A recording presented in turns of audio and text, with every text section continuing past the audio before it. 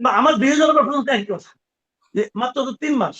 তবে বিরোধী দলের পারফরমেন্স এক জায়গায় আমি একটু পছন্দ করি, যে বিরোধী দল মনে করেন আমরা তো গত ধরেন 2014 পর থেকে জাতীয় সংসদে যে বিরোধী দল আছে এটি ভুলে গেছিলাম। বিরোধী দল কেমন হয় এটাই আমরা বুঝতাম না আসলে। হ্যাঁ, তো ওইটা হয়তো এরকম হবে না মানে আমরা প্রথম অধিবেশনে যতটুকু যা দেখেছি, ওই যে একটা কথা আছে না, যে বিনা যুদ্ধে নাহি দেব সূচাগ্র মেদিনী। এখন সব ক্ষেত্রে যারা কিন্তু বলতেছে তাও কিন্তু আমি বলছি না, মানে ওই মানসিকতা যাদের মধ্যে আছে আমি সেটাও বলছি না।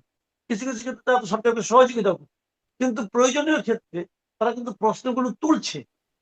আমার কাছে এটা ভালো লাগছে যে প্রশ্নটা তুলতে হবে, আপনি প্রশ্নটা করেন, প্রশ্নটা তুলতে হবে। আর তার বাইরে কিন্তু ধরেন সুশীল সমাজে ধরেন এত আলোচনা হলো মানে আমরা আসলে জানতেই পারলাম না, সংসদের প্রশ্নগুলো কেউ তুললই না। ধরেন খুব শক্তভাবে হামের প্রসঙ্গ, খুব শক্তভাবে বাণিজ্য চুক্তি, মানে বাণিজ্য চুক্তি শুধু রুমিন ফারহানা তুলেছিলেন, সেটিও আসলো না। বিরোধী দল মানে যেগুলো মানুষ বাইরে এত আলোচনা করছে, সমালোচনা করছে, এগুলো মানে এগুলো কেন তোলা হচ্ছে না? বাণিজ্য চুক্তিটা তোলা হয় না এই কারণে, আমার যেটা মনে হয়, ওই যে ডক্টর খলিল বলছিল না সবার সঙ্গে আলাপ করে এই কাজটা করছি, আমার ধারণা সবার সঙ্গে আলাপ করে তারা এই কাজটা করছে, জামায়াতের আগে তো সরাসরি নাকচ করলেন। আলাপ করে এই কাজটা করছি। যদিও ডক্টর শফিকুর রহমান একবার মিনমিন করে বলেছেন আমার সঙ্গে কথা হয়নি, কিন্তু তারপর তার দলের ভাবভঙ্গি দেখে, বডি ল্যাঙ্গুয়েজ দেখে, সংসদে তাদের ভূমিকা দেখে আমার মনে হয়নি যে ডক্টর শফিকের কথাটাই সত্য। আমার কাছে মনে হয়েছে ডক্টর খলিলুর রহমানের কথাটাই সঠিক।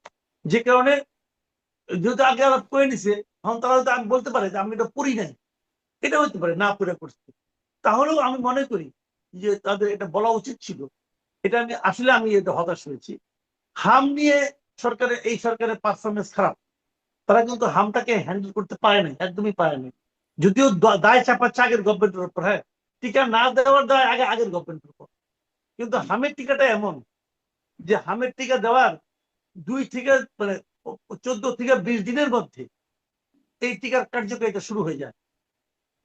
কাজে এই গত 3-4 মাস ধরে হাম চলতে থাকবে, আর আপনি পুরোনো গভর্নমেন্টকে দায় দিবেন, এটা এখন আর ধোপে টেকে না।